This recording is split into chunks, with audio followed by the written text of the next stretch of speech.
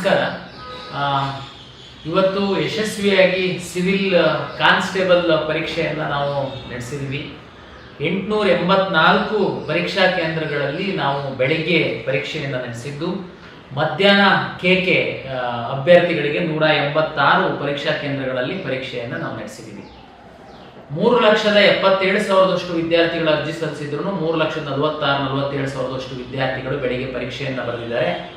ಮಧ್ಯಾಹ್ನ ಸಹ 94-95% ತನಕ ಪರೀಕ್ಷೆ ಆಗಿದೆ. ನಾನು ಏನು ಪರೀಕ್ಷೆ ಮೊದಲು ನಾರ್ಮಲಿ ನಾನು ತಮಗೆ ಒಂದಷ್ಟು ವಿಷಯಗಳನ್ನ ಹೇಳೋದಕ್ಕೆ ಬರ್ತೀನಿ. ಪರೀಕ್ಷೆ ಆದ ನಂತರ ಯಾಕೆ ಇವತ್ತು KE ಅವರಿಂದ ಯೂಟ್ಯೂಬಲ್ಲಿ ಬಂದಿದ್ದಾರೆ ಅಂತೇಳಿ, ನಾನು ಇವತ್ತು ನಡೆದಂಥ ಕೆಲವು ಘಟನೆಗಳನ್ನು ಸಾಮಾಜಿಕ ಜಾಲತಾಣಗಳಲ್ಲಿ ಅವರಿಗೆ ಬಂದಂತೆ ಪ್ರತಿಬಿಂಬಿಸುವಂತಹ ಕೆಲಸಗಳು ಆಗ್ತಾ ಇರುವಂಥದ್ದನ್ನು ನಾನು ಗಮನಿಸಿದ್ದೀನಿ. ನನಗೆ ಎಲ್ಲರೂ ನಮಗೆ ವಿದ್ಯಾರ್ಥಿಗಳು ಮಾತ್ರ, ಯಾರು ನಮಗೆ ಆತ್ಮೀಯರು, ಯಾರು ದುಶ್ಮನ್ಗಳು ಏನೂ ಇರಲ್ಲ. ವಾಸ್ತವಾಂಶಗಳನ್ನು ಜನರಿಗೆ KE ಅಧಿಕೃತವಾಗಿ ಪರೀಕ್ಷೆ ನಡೆಸಿದ್ರಿಂದ ನಾನು ತಿಳಿಸ್ಬೇಕಾಗಿದೆ. ಹಾಗಾಗಿ ಆ ಪ್ರಯತ್ನವನ್ನು ನಾನು ಮಾಡ್ತೇನೆ. ನೋಡಿ, 3,77,000 ವಿದ್ಯಾರ್ಥಿಗಳಿಗೆ ರಾಜ್ಯದ 31 ಜಿಲ್ಲೆಗಳಲ್ಲಿ 884 ಪರೀಕ್ಷಾ ಕೇಂದ್ರಗಳಲ್ಲಿ ನಾವು ಪರೀಕ್ಷೆಯನ್ನು ನಡೆಸುವ ಹಿಂದಿನ ಶ್ರಮ ಎಷ್ಟಿದೆ ಅನ್ನುವಂಥದ್ದನ್ನ ವಿದ್ಯಾರ್ಥಿ ಪೋಷಕರು ಅರ್ಥ ಮಾಡ್ಕೊಳ್ಳಿ. ಜೊತೆಗೆ ಮಾನ್ಯ ಮುಖ್ಯಮಂತ್ರಿಗಳು ಸ್ವತಃ 3.5 ಗಂಟೆ ಕಾಲ ವಿಡಿಯೋ ಕಾನ್ಫರೆನ್ಸ್ ಮಾಡಿ DC SP ಕಮಿಷನರಿಗೆ ಎಷ್ಟು ಇನ್ವಾಲ್ವ್ ಆಗಬೇಕು, ಯಾವುದೇ ಲೋಪ ಆಗಬಾರ್ದು, ಯಾವುದೇ ವಿದ್ಯಾರ್ಥಿಗಳಿಗೆ ಸಮಸ್ಯೆ ಆಗಬಾರ್ದು ಅನ್ನುವಂಥ ನಿರ್ದೇಶನವನ್ನು ಕೊಟ್ಟಿದ್ದಾರೆ. ಇಡೀ ರಾಜ್ಯದ ಎಲ್ಲ ಜಿಲ್ಲಾಧಿಕಾರಿಗಳು, SPಗಳು, ಕಮಿಷನರು ಈ ಪರೀಕ್ಷೆಯಲ್ಲಿ ಇನ್ವಾಲ್ವ್ ಆಗಿದ್ದಾರೆ. ಈಗ ಯಾವುದೋ ಒಂದು ಸಣ್ಣ ವಿಷಯಗಳನ್ನ ತಗೊಂಡ್ಬಿಟ್ಟು ಅವರಿಗೆ ಬೇಕಾದಂತೆ ಮನೆಯಲ್ಲಿ ಕೈಯಲ್ಲಿ ಮೊಬೈಲ್ ಇದೆ ಅಂತ ಸೋಷಿಯಲ್ ಮೀಡಿಯಾದಲ್ಲಿ ಬಾಯಿಗೆ ಬಂದಂತೆ ನೀವು ಬಿಂಬಿಸ್ಲಿಕ್ಕೆ ಹೊರಟು ಅಂತಂದ್ರೆ ಈ ಶ್ರಮಕ್ಕೆ ಪ್ರತಿಫಲ ಇರಲ್ವಾಗಿದೆ.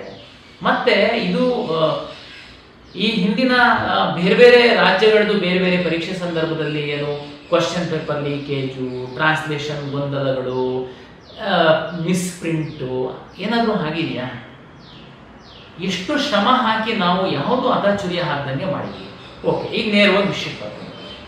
ಬಿಜಾಪುರ ಜಿಲ್ಲೆಯ ತ್ರಿಕೋಟ ತಾಲೂಕಿನಲ್ಲಿ ಒಂದು ಸೆಂಟರಲ್ಲಿ ವಿದ್ಯಾರ್ಥಿಗಳು 15 ನಿಮಿಷ ಲೇಟ್ ಆಗಿದೆ, 20 ನಿಮಿಷ ಲೇಟ್ ಆಗಿದೆ ಪ್ರಶ್ನೆ ಪತ್ರ. ಅವಾಗ ಆಕ್ಚುಲಿ ನಿಜವಾದ ವಿದ್ಯಾರ್ಥಿಗಳ ಬೇಡಿಕೆ ಏನಾಗಿರ್ಬೇಕು?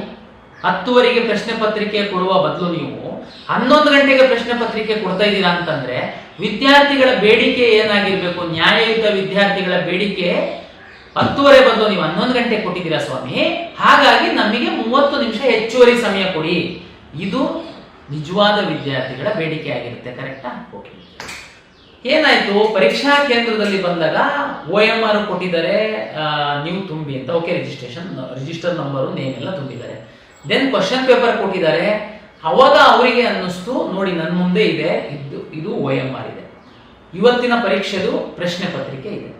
ನೋಡಿ, OMR ಅಲ್ಲಿ ಏನಿದೆ ಅಂತಂದ್ರೆ ದಿನಾಂಕ, ಅಭ್ಯರ್ಥಿಯ ಹೆಸರು, ನೋಂದಣಿ ಸಂಖ್ಯೆ, ವರ್ಷನ್ ಕೋಡ್, ಪ್ರಶ್ನೆ ಪತ್ರಿಕೆ ವರ್ಷನ್ ಕೋಡು, ಪ್ರಶ್ನೆ ಪತ್ರಿಕೆ ಕ್ರಮ ಸಂಖ್ಯೆ.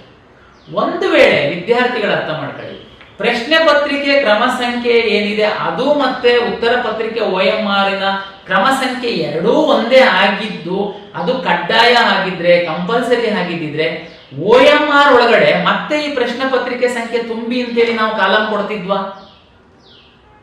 ಕಳೆದ 2.5 ವರ್ಷದಿಂದ ಪ್ರಾಧಿಕಾರದಲ್ಲಿ ನಾನು ಪರೀಕ್ಷೆಗಳನ್ನ ನಡೆಸ್ಕೊಂತ ಬಂದಿದ್ದೀನಿ. ಯಾವ್ದಾದ್ರೂ ಒಂದು ಪರೀಕ್ಷೆನಲ್ಲಿ OMR ಮತ್ತೆ ಪ್ರಶ್ನೆ ಪತ್ರಿಕೆ ಕ್ರಮ ಸಂಖ್ಯೆ ಒಂದೇ ಆಗಿರ್ಬೇಕು ಅಂತ ನಾವು ಇನ್ಸ್ಟ್ರಕ್ಷನ್ಸ್ ಕೊಟ್ಟಿದೀವ? ಅಂಥದ್ದೊಂದು ಕಲ್ಪನೆನ ಯಾಕೆ ವಿದ್ಯಾರ್ಥಿಗಳು ಮಾಡ್ಕೊಂಡು ಇದು ಅದು ಇಲ್ಲ, ಇದು ಇಲ್ಲ, ಇದು ಬೇರೆ ಬೇರೆ ಇದೆ. ರಾಜ್ಯದ ಕೆಲವೇ ರಾಜ್ಯದಲ್ಲಿ ಎಲ್ಲೂ ಇಲ್ಲಿರುವಂತಹ ಅನುಮಾನಗಳು ಈ ವಿದ್ಯಾರ್ಥಿಗಳಿಗೆ ಬಂತು. ಓಕೆ ಸರಿ, ಬಂದ್ರೆ ಏನ್ ಮಾಡ್ಬೇಕು ವಿದ್ಯಾರ್ಥಿಗಳು? ಇದು ವ್ಯತ್ಯಾಸ ಇಲ್ಲ ಅಂತಂದ್ರೆ ಏನ್ ಮಾಡ್ಬೇಕು? ಆ ಕಾಲೇಜಿನ ಪ್ರಾಂಶುಪಾಲರು ಎಡ್ಡಿರ್ತಾರೆ, ಅವರಿಗೆ ಬರಕ್ ಹೇಳ್ಬೇಕು, ಅವರಿಗೆ ಕೇಳಬೇಕು, ಅವರು ಸಮಸ್ಯೆನ ಬಗೆಹರಿಸ್ತಾರೆ. ಓಕೆ, ಅವ್ರು ಹೇಳಿದ್ದು ನಿಮಗೆ ನಂಬಿಕೆ ಇಲ್ಲ. ನಮ್ಮ ಡೆಪ್ಟಿ ಕಮಿಷನರು, ADC, AC ಎಲ್ಲರೂ ಫೀಲ್ಡ್ ಅಲ್ಲಿ ಇದ್ರು. ಇವತ್ತು ಅರ್ಧ ಗಂಟೆ ಒಳಗಡೆ 20 ನಿಮಿಷದೊಳಗಡೆ ಅವರು ಸಹ ಬರ್ತಿದ್ರು. ಇದು ಯಾವುದು ಮಾಡದೆ ಈ ಒಂದು ಪರೀಕ್ಷಾ ಕೇಂದ್ರದಲ್ಲಿ ನೀವು ಕೆಲವು ವಿದ್ಯಾರ್ಥಿಗಳು ದಾಂಧಲೆ ಮಾಡ್ಕೊಂಡು ಇದು ಎರಡೂ ಬೇರೆ ಬೇರೆ ಇದೆ, ಹಾಗಾಗಿ ನಾನು ಪರೀಕ್ಷೆ ಬರೆಯಲ್ಲ ಅಂತ ಕಾಂಪೌಂಡ್ ದಾರಿ ಪರೀಕ್ಷಾ ಕೇಂದ್ರದಿಂದ ಹೊರಗಡೆ ಹೋಗ್ತೀರಾ ಅಂತಂದ್ರೆ ಇದ್ರ ಉದ್ದೇಶ ಏನು ನನಗೆ ಅರ್ಥ ಆಗ್ತಾ ಇಲ್ಲ. ನೋಡಿ, ನಾನು ಅವಾಗಲೇ ಹೇಳಿದೆ, ಪ್ರಶ್ನೆ ಪತ್ರಿಕೆ ಲೇಟ್ ಕೊಟ್ಟಿದ್ದಾರೆ, ಓಕೆ, ನಿಮ್ಮ ಬೇಡಿಕೆ ಲೇಟ್ ಕೊಟ್ಟಷ್ಟು ಸಮಯನ ನನಗೆ ಕೂಡಿಸಿ ಕೊಡಬೇಕು, ಕರೆಕ್ಟಾ? ಅದು ನಾವು ಕೊಡಬೇಕು. ನಮ್ ತಪ್ಪಾಗಿದ್ರೆ ಲೇಟಾಗಿ ಕೊಡೋದು ನಾವು ಕೊಡಬೇಕಾಗತ್ತೆ. ಓಕೆ, ಪ್ರಶ್ನೆ ಪತ್ರಿಕೆ OMR ಸಂಖ್ಯೆ 2 ಸೀರಿಯಲ್ ನಂಬರ್ ಒಂದೇ ಆಗಿರ್ಬೇಕು ಅನ್ನುವ ಯಾವ ನಿಯಮವೂ ಇಲ್ಲ, ಯಾವ ಕಂಡೀಷನ್ಸ್ ಅಲ್ಲೂ ನಾವು ಹೇಳಿಲ್ಲ. ಅದಕ್ಕೇನೆ ನಾವು OMR ಅಲ್ಲಿ ಪ್ರಶ್ನೆ ಪತ್ರಿಕೆದು ವರ್ಷನ್ ಕೋಡ್ ತುಂಬಿಸ್ಕೊಳ್ತಾ ಇದೀವಿ. ಓಕೆ, ಅದು ಆಯ್ತು. ಕೆಲವು ವಿದ್ಯಾರ್ಥಿಗಳಿಗೆ ಏನಾದ್ರು ಅನುಮಾನ ಬಂದಿರಬಹುದು, ಓಕೆ, ಇದು ವ್ಯತ್ಯಾಸ ಇಲ್ಲಲ್ಲ, ನಾಳೆ ಓಕೆ, ನೀವೆಲ್ಲ ಕ್ಲಾರಿಫೈ ಮಾಡ್ಕೊಳ್ಬೇಕು. ಪರೀಕ್ಷಾ ಕೇಂದ್ರದಿಂದ ಹೊರಗಡೆ ಹೋಗಿ ಕಾಂಪೌಂಡ್ ದಾಟಿ ಹೋಗಿ ಹೊರಗಡೆ ಯಾರ ಹತ್ರ ಕ್ಲಾರಿಫಿಕೇಶನ್ ಮಾಡ್ಕೊಳಕ್ ಹೋಗಿದ್ರಿ ನೀವು? ಪ್ರಾಂಶುಪಾಲರು ಒಳಗಡೆ ಇದ್ರು, ಇನ್ವಿಜಿಲೇಟರ್ ಒಳಗಡೆ ಇದ್ರು, ಫೋನ್ ಮಾಡಿದ್ರೆ DC ಓಡಿ ಬರೋರಲ್ಲಿಗೆ. ನೀವು ಕಾಂಪೌಂಡ್ ನೆಗೆದು, ಓಕೆ, ಕಾಂಪೌಂಡ್ ನೆಗೆದು ಏನಿದೆ ನಿಮ್ಮ ಹಾಲ್ ಟಿಕೆಟ್ ಅಲ್ಲಿ ಹಿಂದೆ ತಾವು ತೆಗೆದು ನೋಡಿ. ಎಲ್ಲ ವಿದ್ಯಾರ್ಥಿಗಳು ಬಹಳ ಸ್ಪಷ್ಟವಾಗಿ ಹೇಳಿದೀವಿ, ಯಾವುದೇ ಕಾರಣಕ್ಕೆ ಪರೀಕ್ಷೆ ಮುಗಿದ ನಂತರ ವಿದ್ಯಾರ್ಥಿ ಹೊರಗಡೆ ಹೋಗ್ಬೇಕು. ಕೆಲವೊಮ್ಮೆ ಏನಾಗುತ್ತೆ, ತುಂಬಾ ಇಂಟೆಲಿಜೆಂಟ್ ಇರೋ ವಿದ್ಯಾರ್ಥಿ 1.5 ಗಂಟೆ ಬದಲು 1 ಗಂಟೆಗೆ ಪರೀಕ್ಷೆ ಬರೀದಾನೆ ಅಂತ ಅನ್ಕೊಳ್ಳೋಣ, ಆದ್ರೂ ಅವನು ಹೊರಗಡೆ ಹೋಗಂಗಿಲ್ಲ. ನಮ್ದು ನಿಯಮ, ನೀವು ಕೂರ್ಲೇಬೇಕು ಪರೀಕ್ಷೆ ಮುಗಿಯ ತನಕ. ಅಂಥದ್ರಲ್ಲಿ ನೀವು OMR ಕ್ವಶನ್ ಪೇಪರ್ 2 ತಗೊಂಡು ಹೊರಗೆ ಹೋಗಿದ್ದೀರಾ. ಏನಿತ್ತು ನಿಮ್ಮ ಉದ್ದೇಶ? ರಾಜ್ಯದಲ್ಲಿ 3,77,000 ವಿದ್ಯಾರ್ಥಿಗಳು ಪರೀಕ್ಷೆ ಬರೀತಿರುವಾಗ ನಿಮ್ಮ ಸೆಂಟ್ರಲ್ಲಿ 314 ವಿದ್ಯಾರ್ಥಿಗಳಿದ್ದೀರಾ. ನೀವು ಅಲ್ಲಿ ಆ ಸೆಂಟ್ರಲ್ಲಿ ಸಹ 120 ವಿದ್ಯಾರ್ಥಿಗಳು ಒಳಗಡೆ ಶಾಂತ ರೀತಿಯಲ್ಲಿ ಕೂತು ಪ್ರಾಂಶುಪಾಲರ ಮಾತನ್ನು ಕೇಳಿ, ಕೊನೆಗೆ DC ಹೋದ್ಮೇಲೆ ಸಹ ಕೇಳಿ, ಆಯ್ತು ಸರ್ ನೀವು ಡಿಲೇ ಅಂತೂ ಆಗಿದೆ, ಈ ಗೊಂದಲದಿಂದ ನಮಗೆ ಸಮಯ ಕೊಡಿ ಅಂತ ಹೇಳೋತ್ತಿಗೆ ಅವರು ಸಮಯನೂ ಕೊಟ್ಟಿದ್ದಾರೆ, ಪರೀಕ್ಷೆ ಬರೆದಿದ್ದೀರಾ. ನೀವು ಪ್ರಶ್ನೆ ಪತ್ರಿಕೆ OMR ಅನ್ನು ತಗೊಂಡು ಕಾಂಪೌಂಡ್ ದಾಟಿ ಹೊರಗಡೆ ಹೋಗಿ ನೀವು ಯಾರ್ಯಾರಿಗೆ ಕಳಿಸಿದ್ರಿ, ಎಲ್ಲೆಲ್ಲಿ ಫೋನಲ್ಲಿ ಮಾಡಿದ್ರಿ ನನಗೆ ಗೊತ್ತಿಲ್ಲ. ಮತ್ತೆ ನೀವು ಹೇಳ್ತೀರಾ ದೊಡ್ಡ ಘೋರ ಅನ್ಯಾಯ, ಏನ್ ತಪ್ಪಾಗಿದೆ ದಯಮಾಡಿ ಕ್ಲಾರಿಫೈ ಮಾಡಿ. ನಾನು ಈ ವಿದ್ಯಾರ್ಥಿಗಲ್ಲ, ರಾಜ್ಯದ ಎಲ್ಲ ವಿದ್ಯಾರ್ಥಿಗಳಿಗೆ ನಾನು ಹೇಳ್ತೀನಿ, ನೋಡಿ, ಈ ಪರೀಕ್ಷೆ ಮಾಡುವಂಥದ್ದೇನಿದೆ ಅಷ್ಟು ಕಷ್ಟದ ಕೆಲಸ ಇದೆ, ಇವತ್ತು ಅಷ್ಟು ಚಾಲೆಂಜಿಂಗ್ ಇದೆ. ಇಷ್ಟು ಶ್ರಮ ಹಾಕಿ ನಾವು ಪರೀಕ್ಷೆಯನ್ನ ಮಾಡಿದ್ದು ಉದ್ದೇಶ ಯಾರು ಕಷ್ಟಪಟ್ಟು ಓದಿರೋರು ಸಿಸ್ಟಮ್ ಒಳಗಡೆ ಬರಬೇಕು ಅಂತ. ಇದರಲ್ಲಿ ಸರ್ಕಾರ, ಮಾನ್ಯ ಮುಖ್ಯಮಂತ್ರಿಗಳು ಸ್ವತಃ ಗೃಹ ಸಚಿವರು ಕೂತು 3.5 ಗಂಟೆ VC ಮಾಡಿ DCಗೆ ಲೋಪ ಆಗಬಾರ್ದು ಅಂತ ಮಾಡ್ತಾರೆ. ಎಲ್ಲಾ DCs ನಾವು ಸೇರಿದಂತೆ ನಿರಂತರವಾಗಿ ನಾವು ಕಷ್ಟಪಡ್ತಾ ಇದ್ದೀವಿ. ನೀವು ಒಂದು ಸೆಂಟ್ರಲ್ಲಿ ನಿಮಗೆ ತಾಳ್ಮೆ ಇಲ್ಲ, ನಿಮ್ಮ ಉದ್ದೇಶ ಏನಿತ್ತು, ಅಪ್ಲಿಕೇಶನ್ ಹಾಕೋದಕ್ಕೆ 750 ರೂಪಾಯಿ ಅಷ್ಟೇ ಇದೆ ನಮ್ದು. ನೀವು ಯಾವ ಉದ್ದೇಶ ಇಟ್ಕೊಂಡು ಅಪ್ಲಿಕೇಶನ್ ಹಾಕಿ ಕೆಲವರು ಬಂದು ಈ ತರ ಮಾಡಿಬಿಟ್ರೆ ನಾವು ಸ್ಟೂಡೆಂಟ್ ನಮಗೆ ಅನ್ಯಾಯ ಆಗಿದೆ. ಸ್ವಾಮಿ ಏನ್ ಅನ್ಯಾಯ ಆಗಿದೆ? ಕ್ಲಾರಿಫೈ ಮಾಡಿ, ಏನ್ ಅನ್ಯಾಯ ಆಗಿದೆ ಅಂತ. ಅನ್ಯಾಯ ಆಗಿತ್ತು ಅಂತಂದ್ರೆ ಎಲ್ಲಿ ಕೇಳಬೇಕು?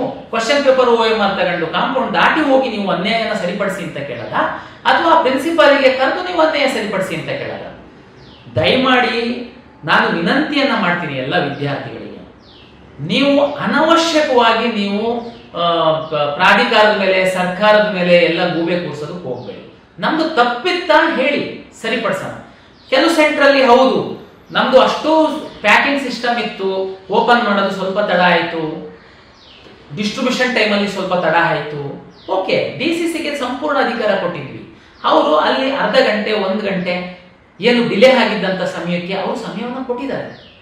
ಯಾಕೆಂತಂದ್ರೆ ಒಳಗಡೆ ಬಂದು ಕೂತಿದ್ದಾರೆ, ಸಮಯ ಅರ್ಧ ಗಂಟೆ ಲೇಟ್ ಕೊಟ್ಟಾಗ ಅರ್ಧ ಗಂಟೆ, ಅದು ನ್ಯಾಯ. ಅದು ನಾವು ವಿದ್ಯಾರ್ಥಿಗಳಿಗೆ ಕೊಡುವಂಥದ್ದು ನ್ಯಾಯ. ಅದನ್ನ ನೀವು ಕೇಳಿದ್ರೆ ನಾವು ನ್ಯಾಯ ಕೊಡ್ಬೋದು. ನೀವು ಕ್ವಶನ್ ಪೇಪರ್ OMR ತಗೊಂಡ್ಬಿಟ್ಟು ಕಳ್ಳರ ತರ ನೀವು ಹೊರಗಡೆ ಹೋಗ್ಬಿಟ್ಟು ನ್ಯಾಯ ಕೇಳ್ತೀರಾ ಅಂತಂದ್ರೆ ಕಾಂಪೌಂಡ್ ಇಂದ ಹೊರಗಡೆ ಯಾರು ನ್ಯಾಯ ಕೊಡಕ್ಕಿರ್ತಾರೆ? ಕಾಂಪೌಂಡ್ ಇಂದ ಹೊರಗಡೆ ಇರುವಂತವ್ರು ಮೊಬೈಲ್ ಇಟ್ಕೊಂಡು ಬೇರೆ ಬೇರೆ ವ್ಯವಹಾರ ಮಾಡೋರಿರ್ತಾರೆ. ನಿಮ್ಮ ಉದ್ದೇಶ ಏನಿತ್ತು ಹೊರಗಡೆ ಹೋಗೋದಕ್ಕೆ ಗೊತ್ತಿಲ್ಲ. ನಾನು ಯಾವ ವಿದ್ಯಾರ್ಥಿಗಳನ್ನ ಇಲ್ಲಿ ದೂಷಣೆ ಮಾಡ್ತಿಲ್ಲ. ಕಷ್ಟಪಟ್ಟು ಓದಿರುವಂತಹ ವಿದ್ಯಾರ್ಥಿಗಳೇ ನಮ್ಮ ಸಿಸ್ಟಮ್ ಒಳಗಡೆ ಬರಬೇಕು ಅನ್ನುವಂಥದ್ದಕ್ಕೆ ನಿರಂತರವಾಗಿ ನಾವು ಶ್ರಮ ಹಾಕಿ ಪರೀಕ್ಷೆಯನ್ನ ನಡೆಸಿದ್ದೀವಿ.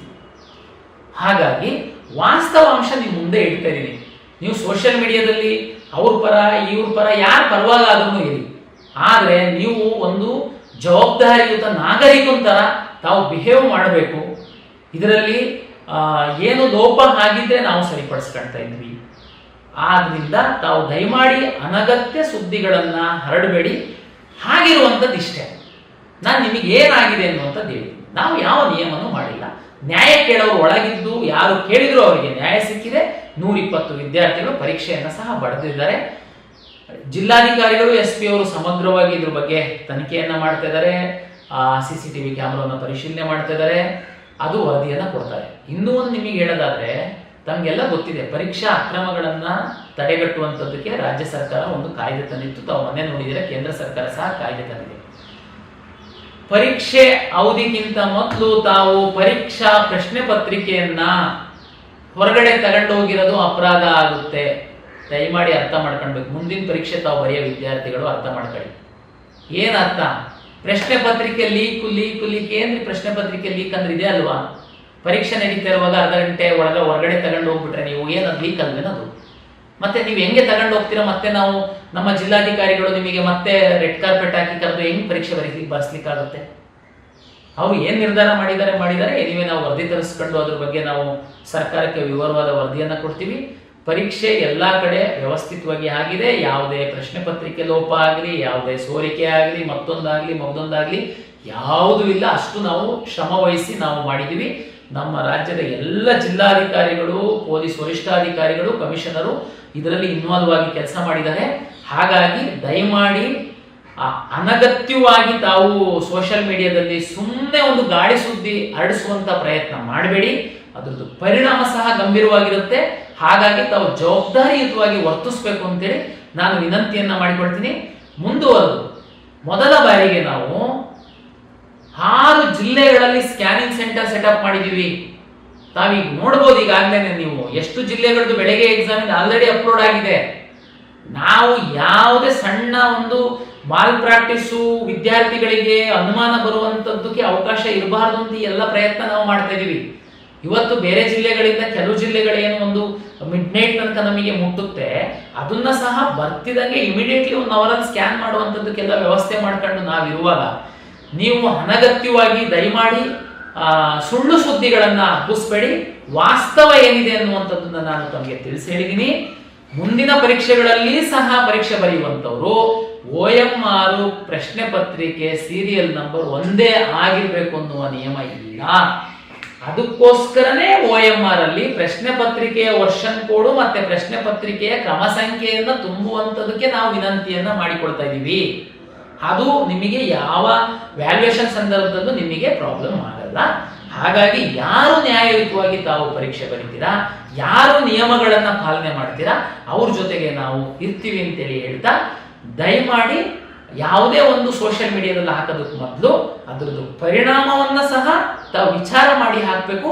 ಸತ್ಯಾಸತ್ಯತೆಯನ್ನ ಸಹ ತಿಳ್ಕೊಂಡು ಹಾಕಬೇಕು ಅನ್ನುವಂಥದ್ದು ಎಲ್ಲ ವಿದ್ಯಾರ್ಥಿಗಳಲ್ಲಿ, ಪೋಷಕರಲ್ಲಿ ಪ್ರಾಧಿಕಾರದ ವತಿಯಿಂದ ವಿನಂತಿಯನ್ನ ನಾನು ಮಾಡ್ಕೊಳ್ತೀನಿ. ನಮಸ್ಕಾರ.